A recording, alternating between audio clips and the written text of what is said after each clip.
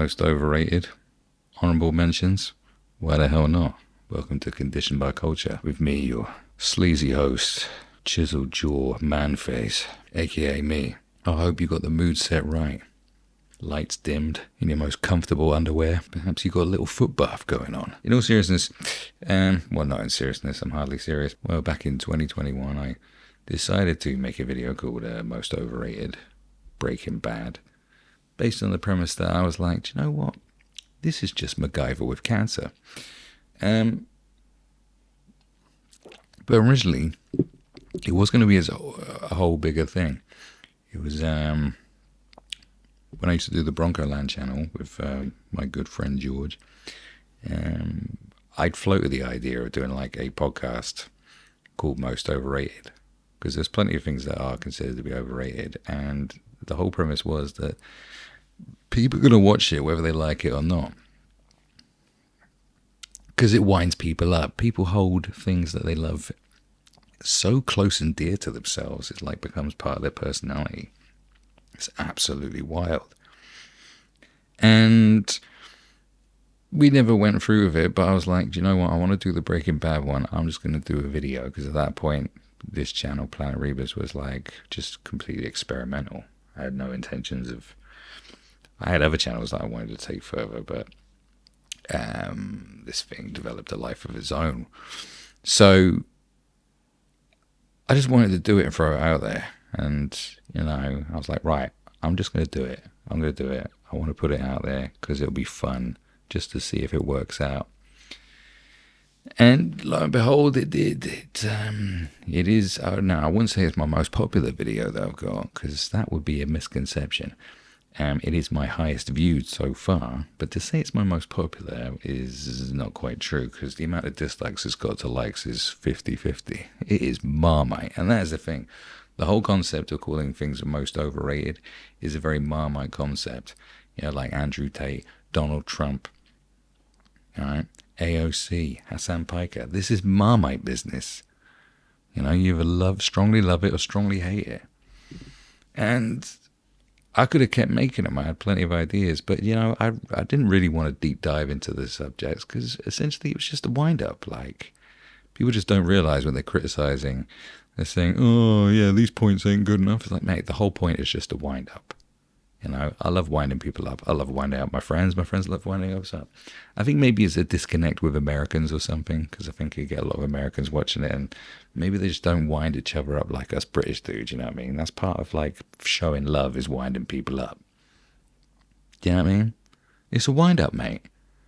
You know, the whole point that you're upset is, that's the whole point. That's what I get out of it. If you slap a dislike on it and a mean comment, then I've won, because it's like, yeah, that's what I wanted. I mean, but I didn't want to have a whole, build a career or a reputation based on just some guy just cussing things out like that. You know, I want to make jokes. I like to do satirical shit, okay, that has some sort of semblance of a point at times. That's kind of all I'm interested in, do you know what I mean? I'm not really interested in critiquing things. No. I want to wind people up, make jokes. So that's why, you know, I didn't want to do any more of them. I was like, I'm just done with that one. You know, I could have been way bigger now than if I'd persevered with that. I just made a conscious choice. I like to make these kind of conscious choices. But with that said, because of this podcast, I was like, you know, there's a couple of things I want to touch on. You know, I could go through the whole list of ideas that I had, but I'm not going to. I'm going to choose about 3. Possibly 4, but I got 3 honourable mentions. And you know, the reason I've chosen these 3 is based on a number of different factors. Is 1, the fan base, winding up the fan base. 2, genuinely think these are overrated. Do you know what I mean? That's kind of the criteria, really. Do you know what I mean? That's it. And what I've chosen here is Beyonce, for obvious reasons. Well, which may become obvious. I don't know if they are obvious to you right now, but in my mind they're obvious. Peaky Blinders, and Get Out stroke Jordan Peele. I think those three. I mean, you could chuck other things in there. I mean, you could say Christopher Nolan's overrated. You could do that. Do you know what I mean? People do get a boner fest over Christopher Nolan. J.J. Abrams. But I think everyone realizes, like, his hackery. I think everyone's caught on to that now, so it doesn't really matter. You could do Star Wars. You could do Superman. You could do Batman. Do you know what I mean? Hell, I'm a big Sopranos fan, and I could easily come up with a way to wind those people up, like myself. But it's these three I want to go with. Do you know what I mean? I just want to go with that. That's what I got. So, let's talk about Beyonce. Now, why would you choose Beyonce? Well, the main reason you choose Beyonce is because it would have to be 10 years ago. Because I don't think the Beehive is as strong as it was. You need to talk about Beyonce because the Beehive was a pretty crazy fan base. You know, if you choose a crazy fan base, then you're going to get the right sort of response. Because there's plenty of detractors out there, and their fans are absolutely nuts.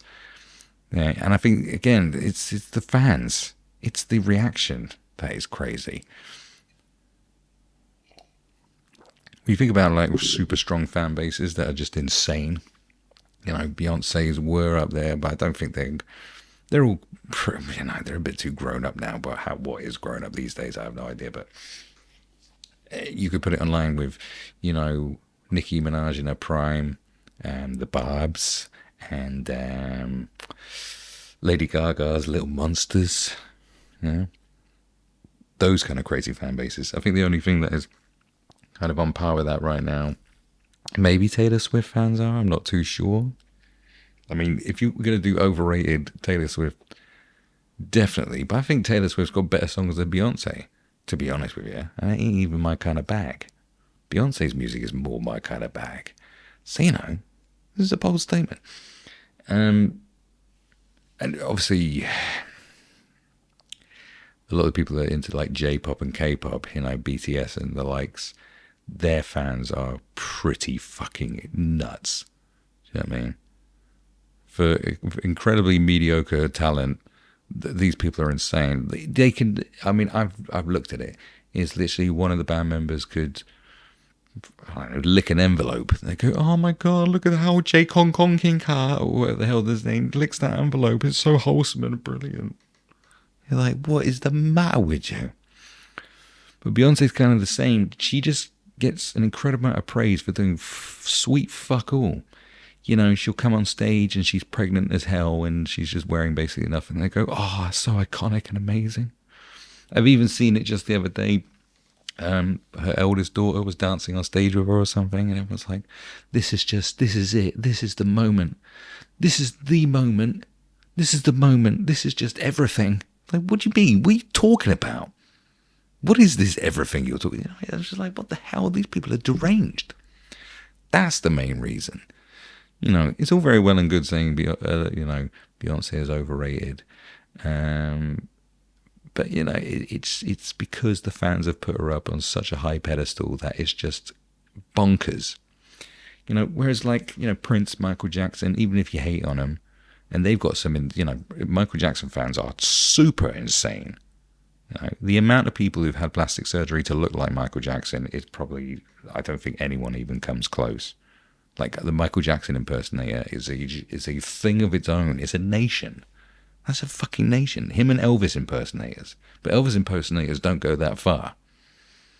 You know, they just might get a bit fat or something. But you know, that is Michael Jackson. You can't deny Michael Jackson's cultural impact and talent. It's just undeniable. Whereas Beyonce just be like, nah. Was she even the best one in Destiny's Child? Or was she the most successful one because her dad was the manager? Do you know what I'm saying? You know, is that it? Because, what, you know, it's half the time I'm like, what are we missing? Right? You know, I keep thinking back to things that annoyed me about Beyonce, before big asses became really mainstream, and I would definitely attribute that to Kim Kardashian. You know, because when we're talking about mainstream in the Western world, is dominated by white people. So, you know, a white girl that has a big ass and it's celebrated, that's kind of how that works. But before then, everyone's talking about Beyonce's ass. And I used to hate the thing, you know, shake your booty like Beyonce. Or, you know, bootylicious like Beyonce. It's like, it's not even that impressive. It's like, have you ever seen a black girl before? What are you talking about? You know? It isn't an incredibly huge dumper truck. It's okay.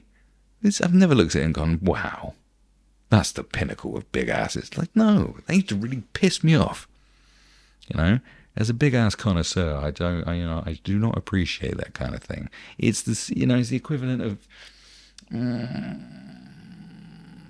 you know, saying Zzz's is the pinnacle of Italian cuisine.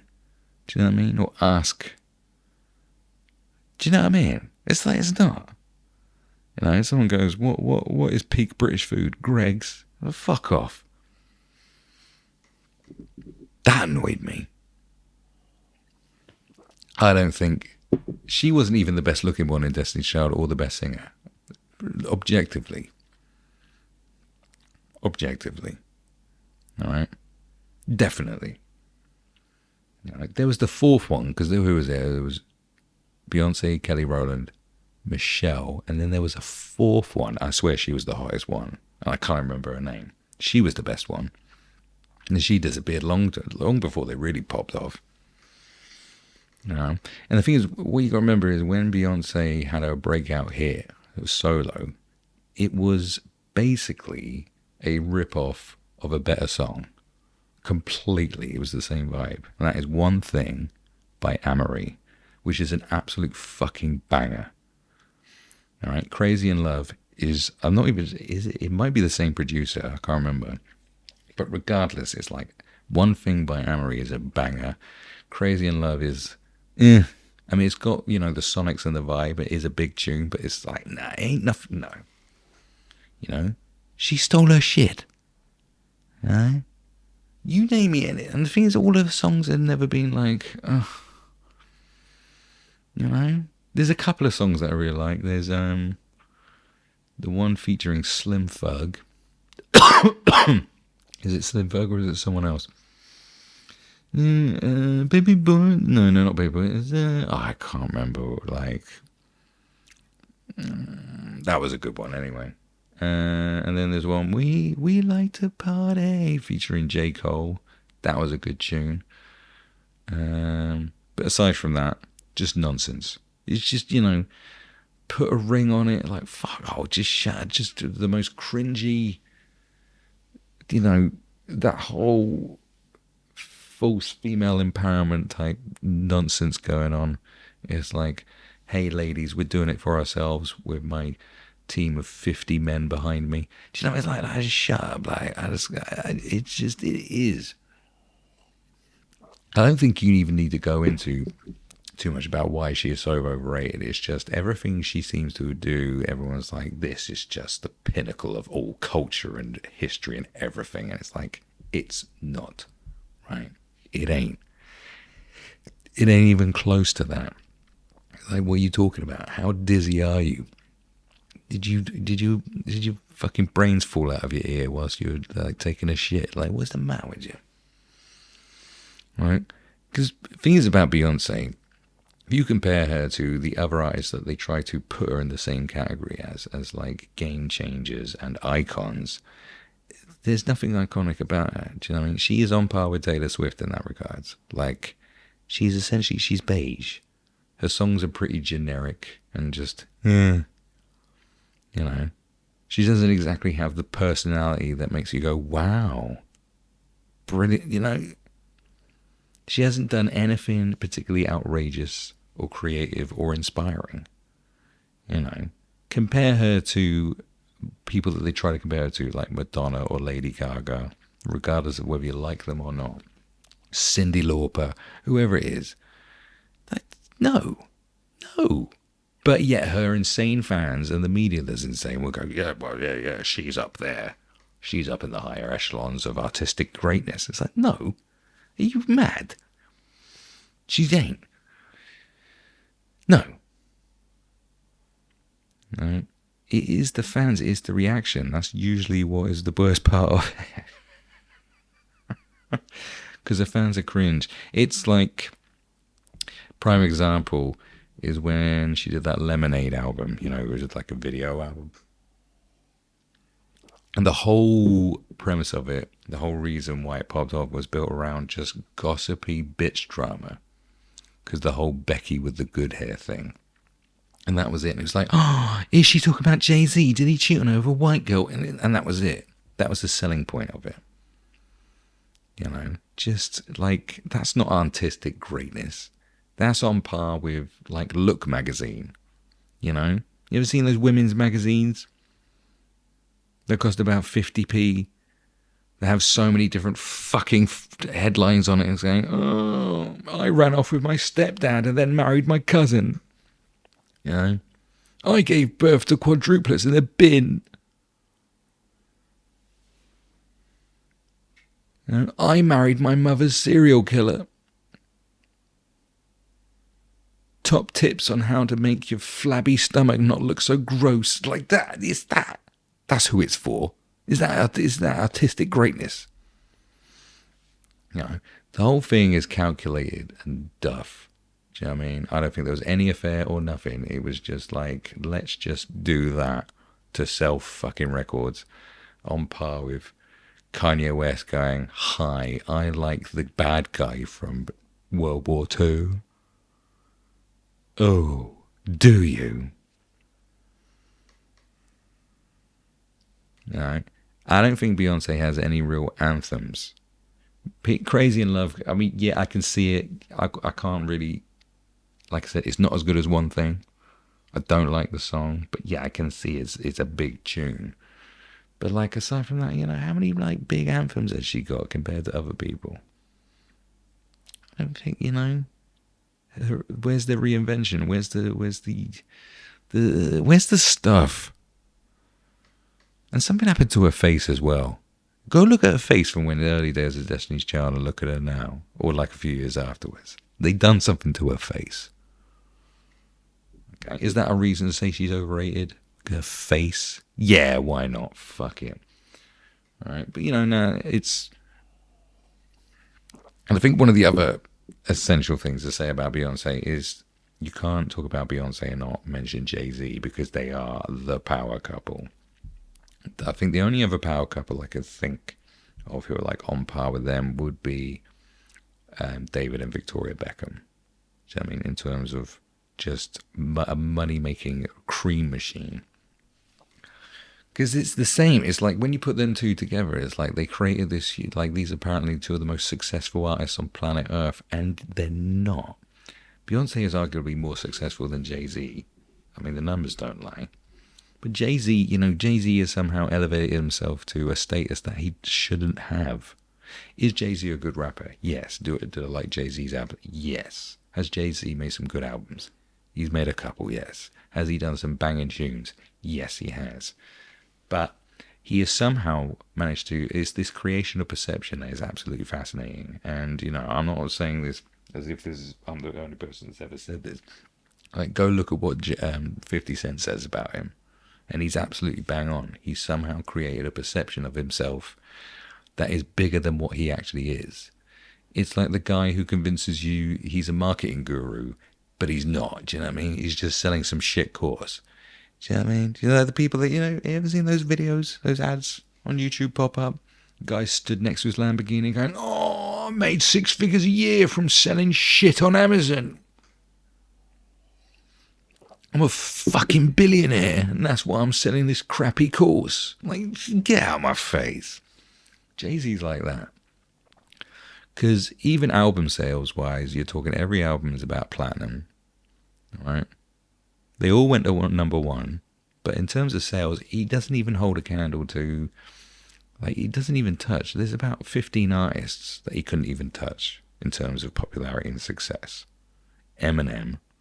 But definitely 50 Cent, DMX, Tupac, Snoop Dogg in his prime, Drake, Lil Wayne, Kendrick Lamar, possibly. Yeah, maybe. I'd have to look at the numbers, to be honest with you. I'm not sure. LL Cool J. Fugees. Wu-Tang. Shit, even Ja Rule. Like, oh, come on, bro. Like, come on. You fucking mad? But somehow, he is just seen as, he is the GOAT. No. Fact of the matter remains, if Biggie Smalls hadn't died, Jay-Z wouldn't be as big as he was. Right? There's always lanes. You've got to remember this. There's always lanes left open. Right? This happens. When a door closes, people go to seek something else. Right? And this is not trying to disrespect it. This is just kind of how it works out. It's the same with Amy Winehouse and Adele. I don't think Adele would be the huge star she is if Amy Winehouse hadn't died, because she filled that hole. They come with a similar aesthetic, a similar music style, doing that whole throwback to the 60s type thing going on. When someone dies, a lane is left empty and someone jumps in and fills it. Jay-Z did that for Biggie Smalls. Adele did that for Amy Winehouse. There's a few other examples too, man. It's just people go, oh, I need that thing. And then someone dies and that thing gets filled. That's how it is, mate.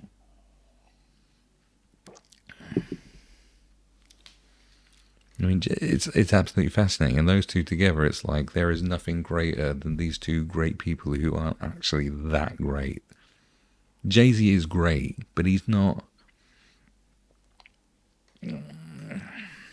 Like, his impact ain't the same impact as a lot of other... All the ones I just mentioned. Lil Wayne's impact, it doesn't even come close. It just doesn't. Outcast, there's another one for you. Like, it pales into comparison, man. You're crazy.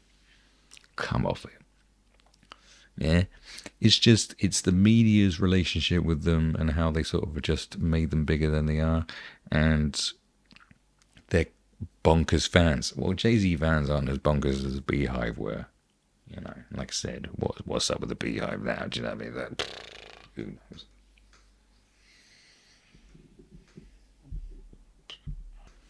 Because another one, I mean, it's just coming to my head, but another one that would throw there would be Kylie Minogue. Like, Kylie Minogue became an icon just suddenly, right? No one gave a shit about, Kylie Minogue. She was just a bird from Neighbours who did a few shit songs. She kept trying to reinvent herself, and it never worked. And then suddenly, she does I'm Spinning Around, and she's in a tight pair of shorts, and most of the music video is focused on her ass. And then suddenly, everyone's like, oh, Kylie Minogue is an absolute legend and icon. That's literally how it happened. You can't tell me it didn't happen like that. And then she does the follow-up, I Can't Get You Out of My Head, and then suddenly she is like Aretha Franklin. That's literally how it happened. I kid you not. If you don't remember it happening like that, you're fucking crazy. That's how it happened. It was like, fuck Kylie Minogue. Who cares about Kylie Minogue? It's just another soap star to try to be a pop star too. Oh, she's fucking Sam Cooke. She's Marvin Gaye. She's Marvin Gaye. No one realised what a brilliant icon she is. Literally from wearing a pair of tight shorts. This is how the game works. Beyonce goes from being, oh, that's the girl in Destiny's Child whose dad's the manager, to, my God, in ancient Egypt, she would have been worshipped as a goddess. They're like, shit. And suddenly it's like there's a sheikh in Dubai who's like, oh, I'm going to pay her £10 million to sing at my wedding. Like, well, you fucking, what? What? What the fuck? Jesus. Why is Get Out overrated? Well, there's a number of reasons. For the most part, Get Out is just essentially not that original. And there's nothing wrong with things being not original. And, Peaky Blinders has that thing going for it as well. But it is something to suggest, to talk about. But I think what a lot of people miss is that basically it's just the Stepford Wives, but instead of about women's rights, it's about black rights, essentially. I mean, they're not turning them into so it's not like they're making robot versions of these black people, but they're like, with some weird science that doesn't exist, you know, possessing their bodies, essentially. Yeah, I mean, so they come back, but they come back after the procedure, and it's them, but it's not them. That's what the Stepford Wives was. You know, it was a small little community out in sort of it was more of a suburban area. This is more like, well, you know, it's away from the city, away from all the hustle and bustle, where no one's noticing shit going on, where, you know, black people have suddenly become a bit white. That was the premise. It's the same as the Stepford Wives. And I don't think anyone mentioned that, as far as I remember. So, you know, even the premise of it isn't that original, but they were blowing it way out of proportion. And the thing is, why was it so successful? It is a timing thing. Things can often be about timing. Okay, something can be of its time. And that was critical to its success. Because what was going on there? What was going on at that time? Think back. Oh, what was happening? Oh, yeah. See, during that time, that was in the very early days of the whole BLM movement. So you had the incident with Trayvon Martin, and then you had the incident with Michael Brown. So, and what's his name? Eric Garner. So you had three major news incidents. Now, we're not going to go into the weeds about those incidents and all the ins and outs of it and what was true and what was not true and blah, blah, blah, blah, blah. And, you know, in hindsight, turns out the BLM is a bit of a huge scam by the seams of it. That really doesn't matter. At the time, it was huge news. This was a big thing. Okay. So it was perfect timing for a film like that. Perfect timing.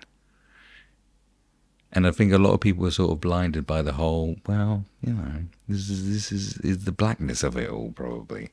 Like, we must support this film in order to be good people. You know what I mean? We need to be good people. We need to support it. They've tried this kind of thing before. Right? When Red Tails came out by George Lucas, and it absolutely flopped. It cost like $100 million or so of his own money. And he was going on the whole line of, yeah, but people just don't want to see films with black leads. He was like, calm down, George, mate. I don't think that was it. I just don't think it was very good. You know, but a good angle. You know, you've always got to have an angle, mate. You always try and have an angle. So that's kind of the reason why Get Out was popping off. It was a timing thing. It was big timing. There were aspects of this film that I quite liked, you know. The fact that it had cringy liberals in there, you know, the dad in Get Out says, oh, I would have voted for Obama twice if I could have. Like, you know, that kind of thing was like, ha ha ha ha ha ha. I think a lot of people missed the point. It wasn't like these were a bunch of Klansmen. Do you know what I mean? They were a bunch of real spicy racists. Do you know what I mean?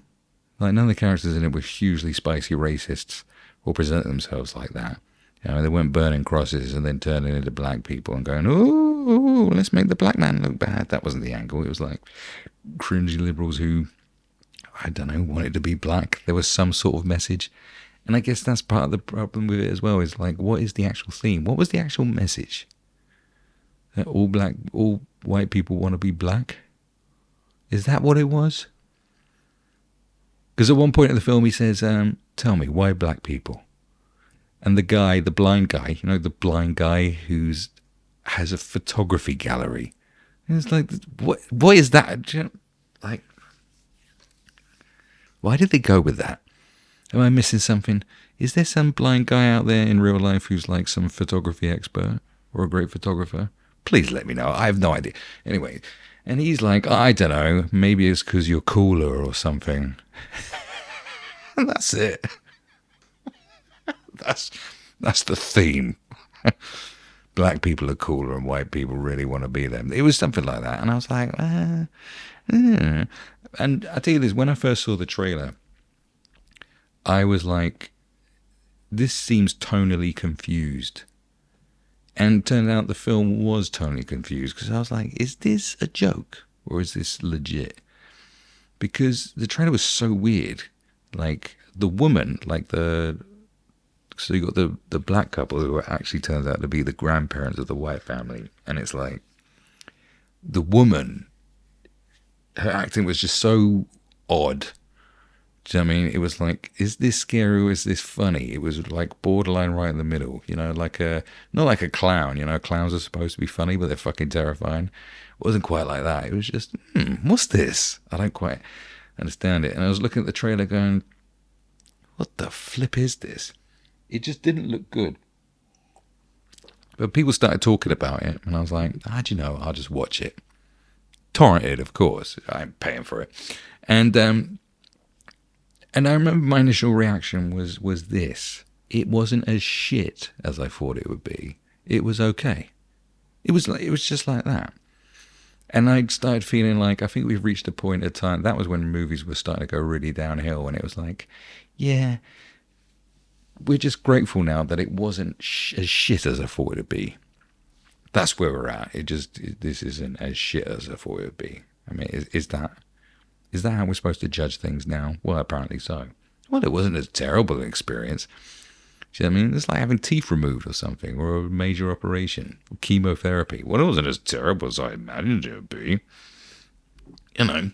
Like a shark attack. Well, it wasn't that bad. Having your leg chewed off isn't so bad. And I remember talking about it to people at work, and I was like, yeah, it's all right. It's actually all right. Because I was surprised by it not being as bad as I thought. But it is tonally confused. Because something like Stepford Wives, for example, sort of the original, has a certain element of quirkiness to it. But it doesn't veer off too much into comedy town. There's only certain people who can do that kind of, this is really weird and unsettling, but also hilarious at the same time. Like David Lynch can do that. Stanley Kubrick is a master of doing that. But this was like, it would go from, this is a Key and Peele sketch to, oh, this is like some straightforward horror movie. And that was like, you know what I mean? I was just like, just why not ride the line of pure weirdness? It just didn't go weird enough. You know what I mean? And I think it's mostly the reaction. It's usually the reaction of people rather than the thing itself. People singing his praises, saying Jordan Peele's an absolute genius, getting an Oscar for Best Original Screenplay, which is the only time I've ever placed a bet, and I won. Because I was like, this is the political climate right now, so this makes sense. But it started to get annoying about how much praise he was getting, and then he sort of got a blank check, carte blanche thing of like, yeah, do whatever you like, this is fantastic, yeah, you're a genius. And they were talking about, he's the new Hitchcock. Do you know what I mean? He ain't the new Hitchcock. He is the new M. Night Shyamalan. He's the gimmicky guy. Because there's a twist. There's always a little twist in it. Don't put out, he's just that new guy. But everyone's making him out to be like some absolute genius. It's like, this isn't genius. This is the Stepford Wives, but with black people. Do you know what I mean? It's about the same as, making the Oceans, the Ghostbusters remake, or now it's women. It's about that. It's about that. Creatively great. And people started, boning on about the hidden messages, like the Easter eggs and the subtle symbolism and details, as if this has never been done before. You know what I mean? Oh, did you notice the bit where she's going through the bowl of M&Ms and separating the darks from the lights? Oh my God, the depth of it. Oh, that is so deep. It's like, oh my God, that is so deep. Do you know how deep that was? She was segregating her M&Ms. Like, yes, you and I should have more of these intellectual conversations. You fucking grand philosopher, you. Well, look at you, fantastic. Do you know the deep soul messaging of that? Do you know it? This is about, I mean, it is subtle, but it's about as subtle, you know, the only thing that would be, yeah, it's not as overt as the final scene in Volcano. No. Have you ever seen the final scene of Volcano when they literally end racism? And Volcano is basically about a volcano that just appears in the middle of LA for some reason that shouldn't happen. And there's volcanic ashes blown everywhere. And then there's this this little black kid, and he's covered in ash. Oh no, I think it's a little white kid. He's covered in ash. And then there's a little black kid, so the little white kid's with his parent, and then there's a little black kid who's covered in ash with his parent who's covered in ash. Everyone's covered in ash. And the little kid says, "Look, we all look the same." Like as if as if suddenly this kid's just realised that we're all the same. Do you know? It's just colour. We're all the same. Kids don't think like that. Kids are douchebags. They have no concept of anything. What are you talking about? Flip it. And yeah, it's not as overt as that. You know, but it's still fairly heavy-handed, I would say. You know, and there's the other bit I remember is when they're doing the auction, it's like, who wants to... it's bonk. It's like they're auctioning who gets to take Daniel Kaluuya's body. You know, who gets to live as him. And everyone turns up in black cars. Because it's, you know, it's white people inside black cars. It's foreshadowing. This is what's happening. It's like, duh. Did you notice the soul messages? Did you notice them, that there's black cars with white people inside it? Yeah. I mean, yeah, it wasn't, you know, a bunch of white people turn up in blackface, obviously. That would have been way more overt. But, yeah, like, come on. Jesus. Again, I mentioned this in another podcast before, but like, this is the sort of thing that impresses the people who watched Inception and couldn't explain it. They're like asleep in a dream, and then they're in a dream within a dream, and a dream within that dream, and it's like, I can't explain it. It's so mind-bending and intellectual. You have to watch it just to understand it. You got to watch it at least 7 times to understand what's going on. No, you don't. No, I watched it once.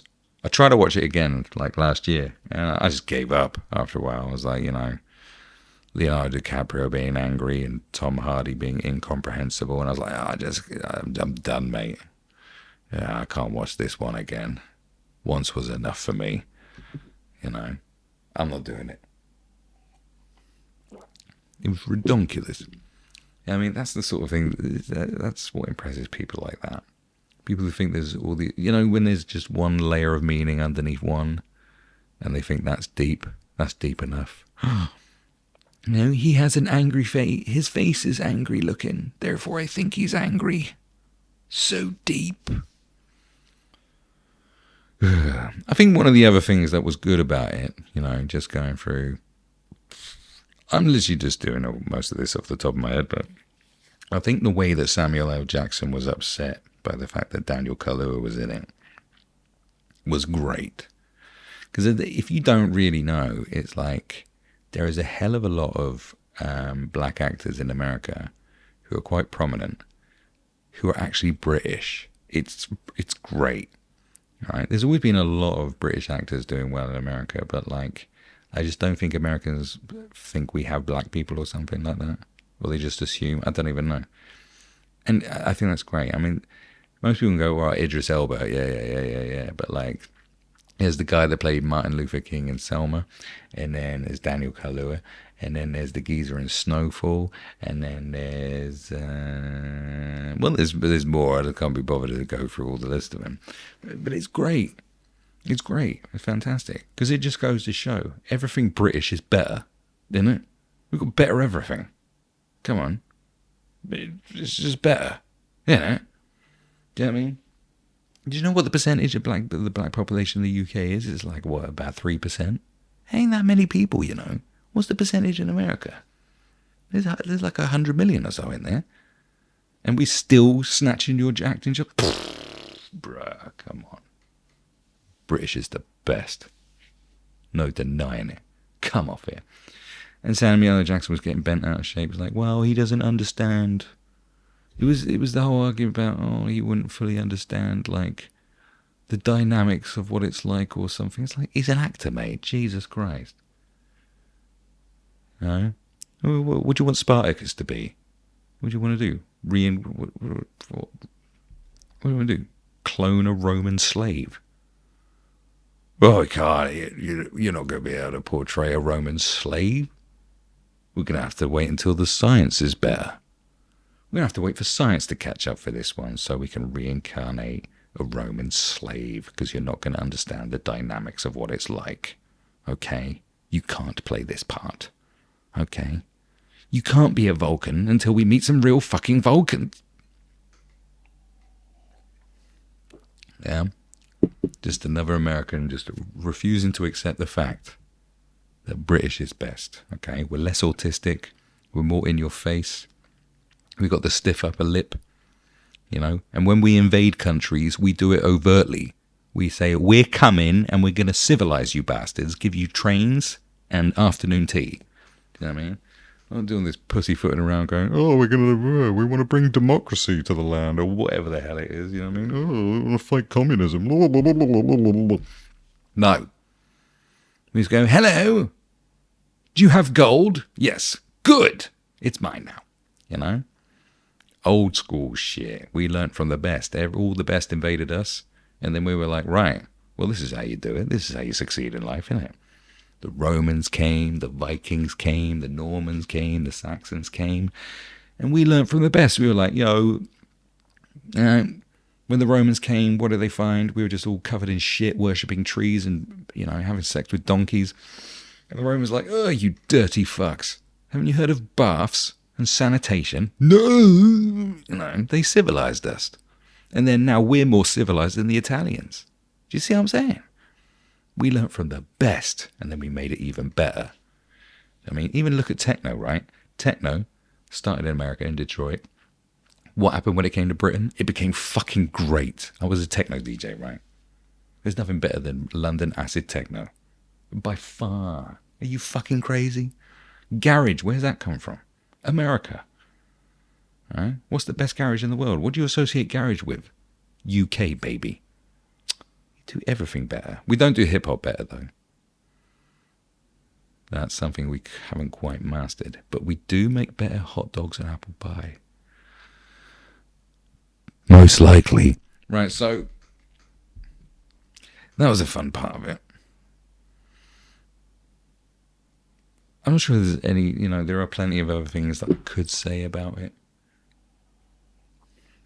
But I think it's just hyped up to be, it was hyped up, especially at the time, to be this amazing thing. And Jordan Peele is this amazing genius. And it's like, nah, it ain't. There's just, the competition is so crap. The timing of it was great. Do you know what I mean? There's not that many, like, writer-directors. There's not many auteurs out there at the moment. Especially commercially successful ones. Like I said, take away the political climate and the need to appease that community at the time, and political correctness and all that kind of shit, and you don't really have something that should have been that successful. It's a thing of its time. You know what I mean? It's like 60s surfing movies. You know what I mean? Do you know what I'm saying? The 60s surfing. Look at all those really hardcore 90s films like Hackers. They're so, Blade, Underworld. It's so 90s it fucking hurts. It's like, oh God, could you be any more 90s? Jesus Christ. Look at Cocktail with Tom Cruise. It wasn't successful, but it's just you watch it and go, the 80s. Oh my God. Oh, the 80s. Oh.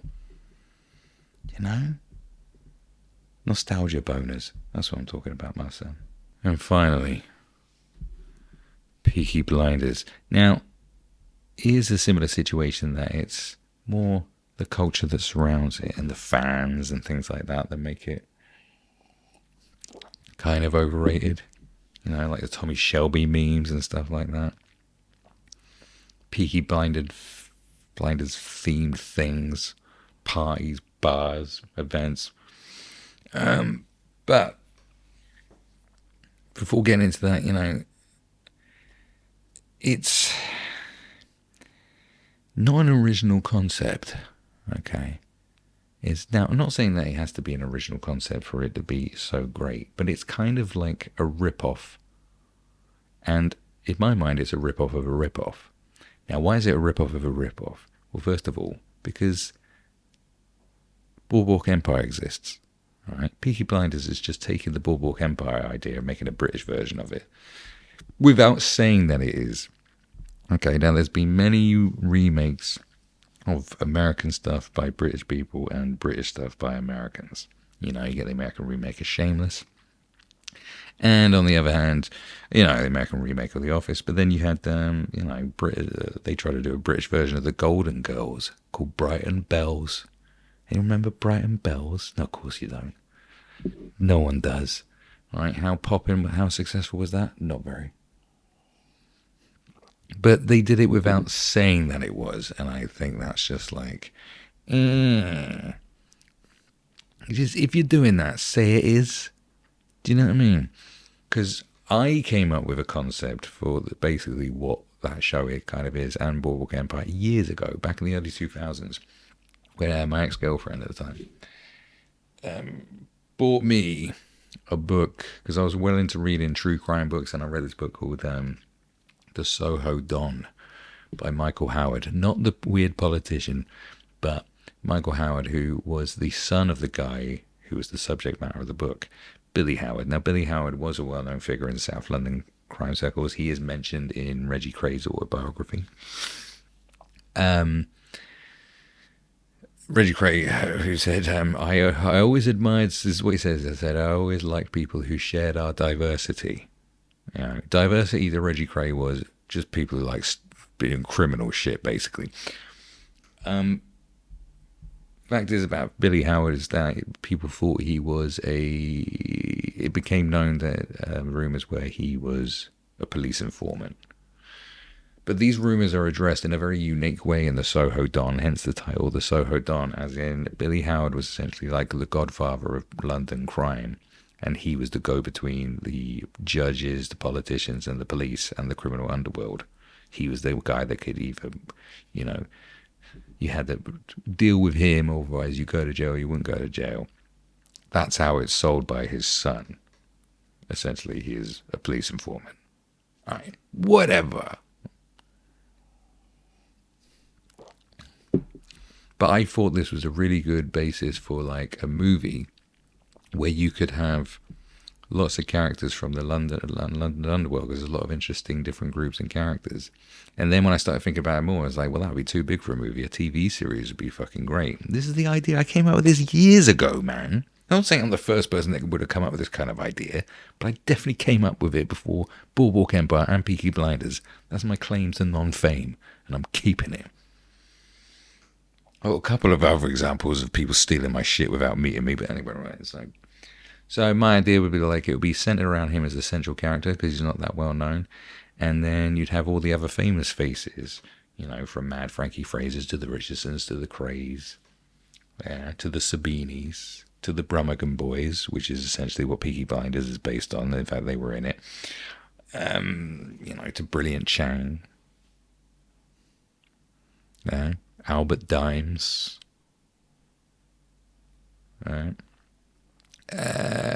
Billy Hill, the Nashes, the Formans, all these people, right?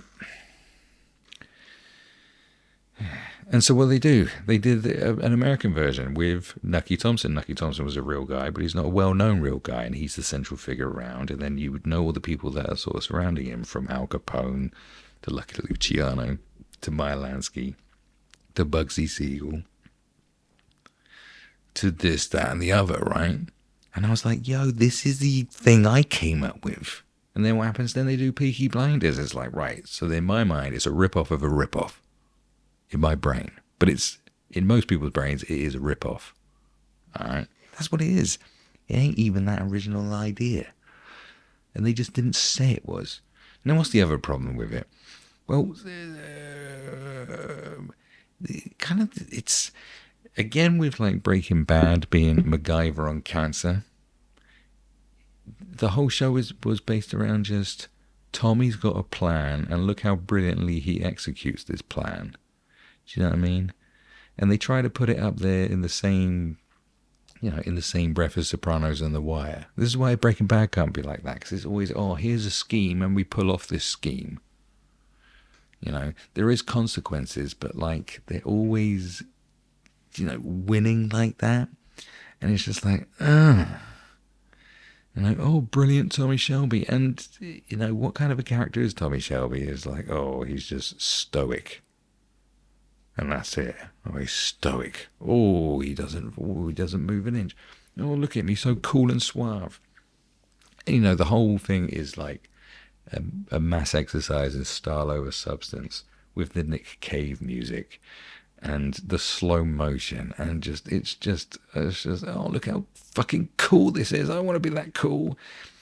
And then what happens? What happens when people think that's cool? Then they start dressing like that. And what you get? You get Peaky Blinders fashion, which is one of the worst things I've ever seen. Since David Beckham haircuts in the 2000s. It's terrible. I mean, seeing a bunch of arseholes dressed up at Cheltenham Festival like Peaky Blinders. Oh, look at us, we're Peaky Blinders. Man. Oh, we got 1920s jazz night, Peaky Blinders inspired. Come dressed like a fucking 1920s chimney sweep. Like, oh, no. No, I will not. It just seems to be totally appealing to a certain demographic, unlike other shows, Going back to the originality thing before I get, it's not like, Sopranos and The Wire were like totally original, because it was kind of like, I've seen this before. I've seen police procedural shows before, NYPD Blue or Homicide on the Streets, that kind of thing. We've seen this kind of gangster shit before. It's been done great, but when you're actually watching it, like, nah, there ain't nothing like this. Whereas Peaky Blinders is like, yeah, it's just yeah, there's Boardwalk Empire. But yeah, of course I've already seen it. It's Boardwalk Empire. It's got more cringe. It's Boardwalk Empire mixed in with a bit of cringe with some kind of bad acting as well, especially Tom Hardy.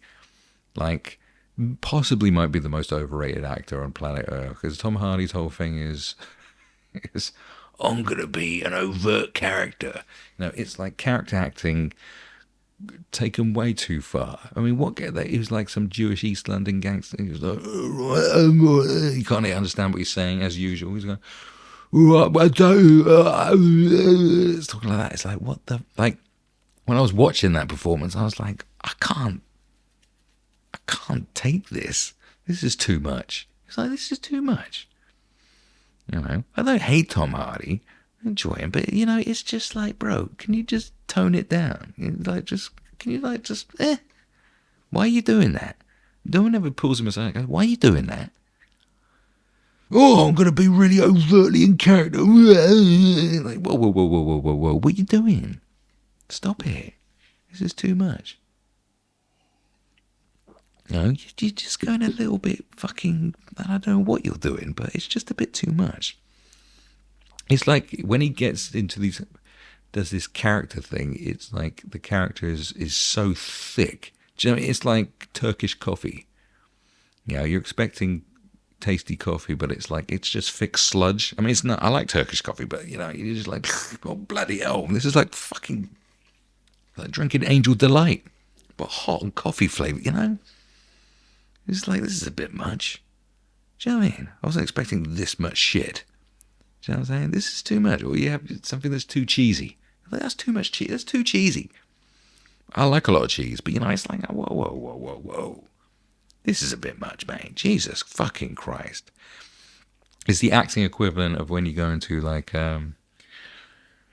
if you see those ridiculous kebab boxes you might get, the ones they get in Scotland, where it's like, oh, it's the Friday night feast, and it's just this box, and they'll throw in kebab meat, there'll be doner meat, and then like onion rings and fries and bits of burger and slices of pizza and fucking cheese on top of it and hot sauce and curry sauce and mayonnaise, and then they'll throw on, I don't know, and then they'll throw on a fucking roasted duck and piss on it, and you're just like, this is just too much, isn't it?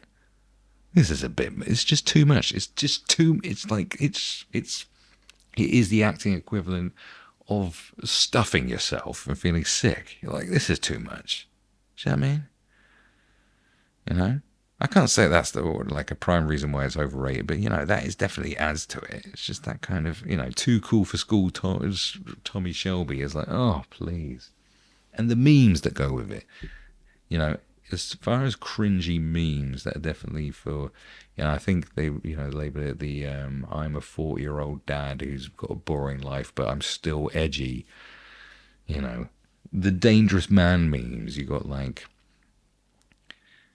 the two prime jokers, Joaquin Phoenix and Heath Ledger, you know, and then Tommy Shelby. You know, it will say something like, never underestimate a man who's so quiet. He'll kill you in your sleep. Like, oh.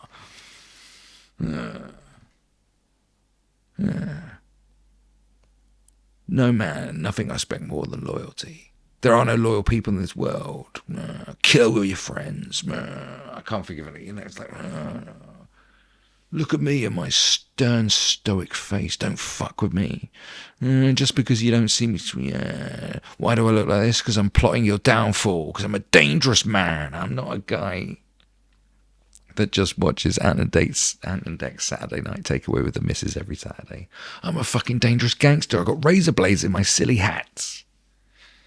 You know, you cannot forgive a show that introduces silly hats as something cool to wear. Like, it's just unforgivable. Do you know what I mean? That Peaky Blinders chic. You know, seeing people in those fucking hats and a long coat walk around in public. Do you know what I mean? And they're probably smoking a pipe. Do you know people who smoke pipes, but like it's unironic? It's like, oh, I smoke a pipe now. Like, don't smoke a pipe. Do you know what I mean? This isn't the 1760s. What are you smoking a fucking pipe for? What's the matter with you? Oh. You know, it's just,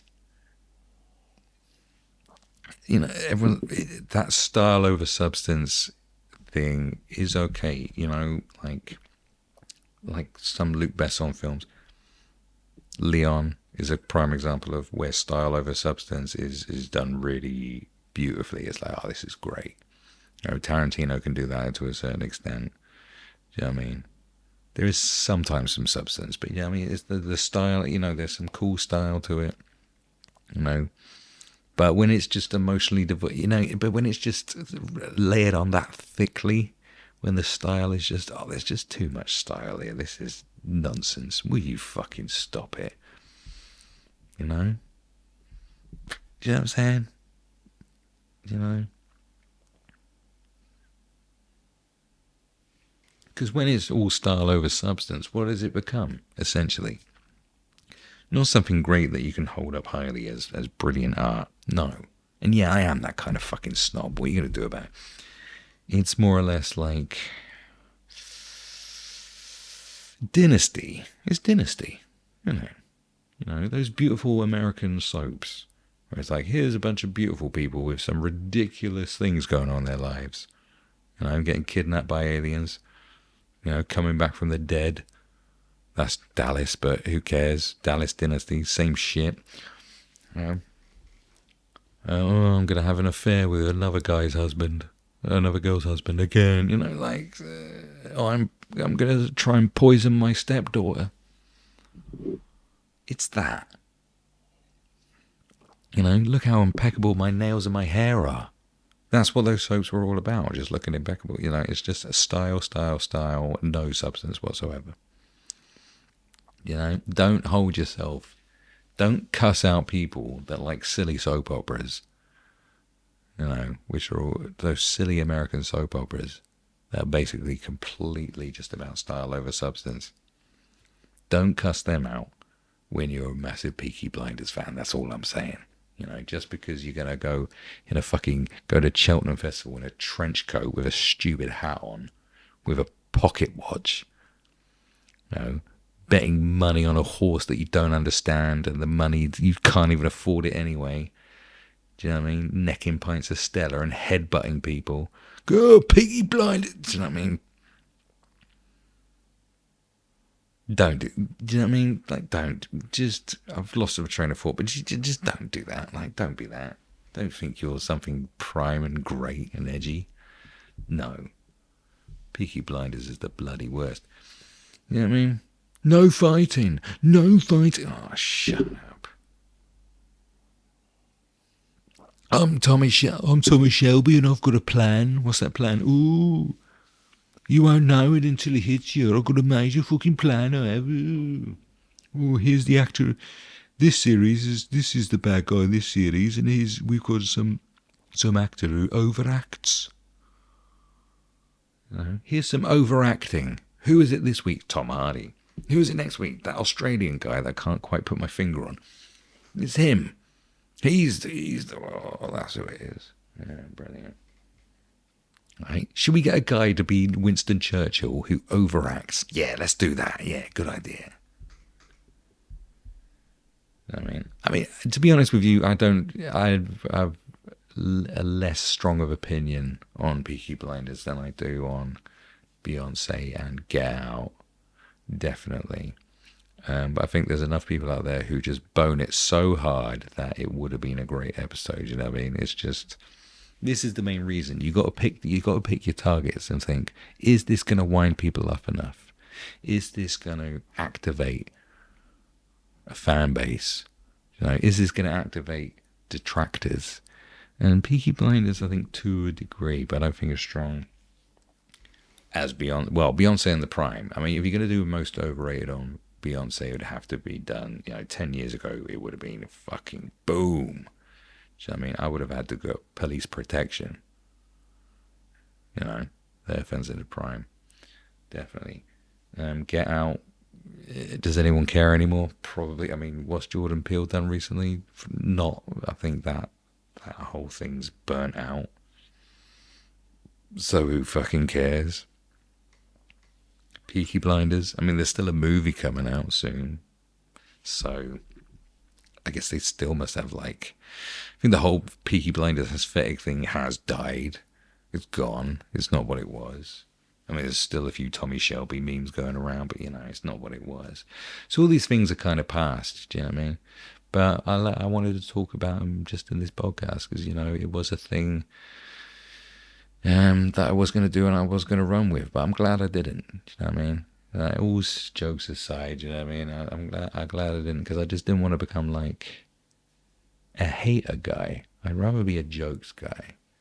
When I'm doing a video and I say there's a problem with Star Wars fans, it's just because I find them genuinely hilarious.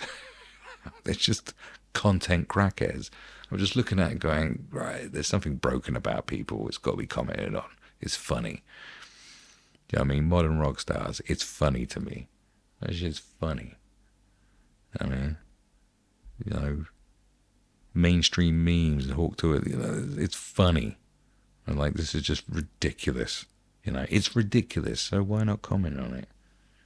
Beyonce fans are ridiculous. People who dress up like Peaky Blinders are ridiculous. Anyone that says that Get Out is one of the most hard-hitting social satires of all time is a lunatic.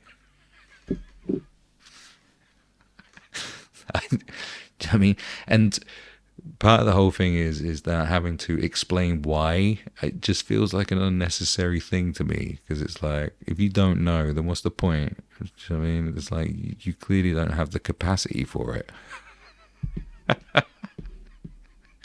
Because upon watching it, I'm there going, oh yeah, and there is one bit in it when Daniel Kaluuya is getting hypnotized, but he stops getting hypnotized when he's strapped to the chair, because he pulls out cotton from the chair and sticks in his ears. Cotton, like the slaves used to pick. You just just saw it the first time. I was like, oh, fuck this film, man. Come on, stop it. Goodness sake. For goodness sake. But anyway, if you enjoy that ramblings of nonsense, then cool, good for you. You must be someone who likes me, and that's fantastic. You may consider going over to planetrebus.com, becoming a member. There are things available for members, and there's a community being built over there, but for the most part I don't just do this for the, well, I do this for the love, you know, but making money's cool, man, and I have no interest in making any money from AdSense. I won't even fucking turn it on. I don't want their money.